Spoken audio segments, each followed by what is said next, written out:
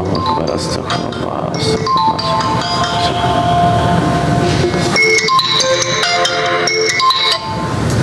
السلام علیکم ورحمۃ اللہ وبرکاتہ۔ وعلیکم السلام۔ کیا حال ہے؟ سب خیریت ہے؟ ٹھیک ہے، شکر ہے جی، طبیعت سے ٹھیک ہے ماشاء اللہ آپ کی؟ آپ سنو ٹھیک ہو؟ خیریت سے؟ اللہ کا شکر ہے، طبیعت سے ٹھیک ہے جی، اللہ کا کرم ہے۔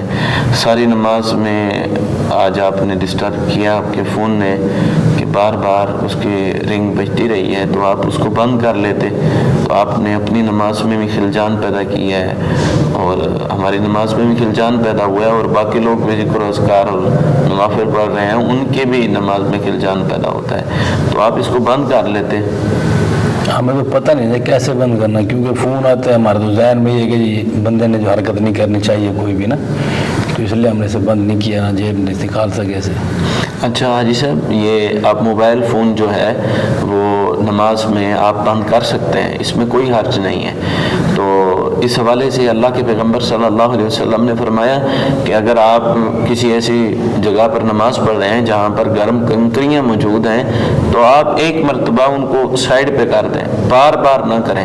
تو جس طرح آپ کی بار بار یہ کال آ رہی تھی تو آپ ایک مرتبہ اس کو موبائل کو آف کر دیتے، بند کر دیتے تو کوئی حرج نہیں تھا، یا آپ ویسے ہی اپنی جیب کے اندر بندے کو اندازہ ہوتا ہے ویسے اس بٹن پہ کلک کر دیتے، ویسے بند ہو جاتا وہ تو، یا پھر جس طرح بار بار کال آ رہی تھی تو آپ اس کو نکال کے فلائٹ موڈ پہ بھی لگا سکتے ہیں، اس کو بند بھی کر سکتے ہیں، اس میں کوئی حرج والی بات نہیں ہے۔ اگر کوئی موذی جانور سامنے آ جاتا ہے تو ہمارے پیغمبر جناب محمد رسول اللہ صلی اللہ علیہ وسلم نے فرمایا کہ آپ اس کو مار سکتے ہیں۔ تو یہ چیزیں نماز کے اندر خلجان پیدا کرتی ہیں اور نماز کی توجہ کو بھی ہٹا دیتی ہیں، تو وہ نماز کا سرور اور لطف ختم کر دیتی ہیں۔ پہلی تو چیز ہے کہ آپ پہلے بند کریں، اگر بھول گئے ہیں تو پھر آپ بند کر سکتے ہیں، اس میں کوئی حرج والی بات نہیں ہے۔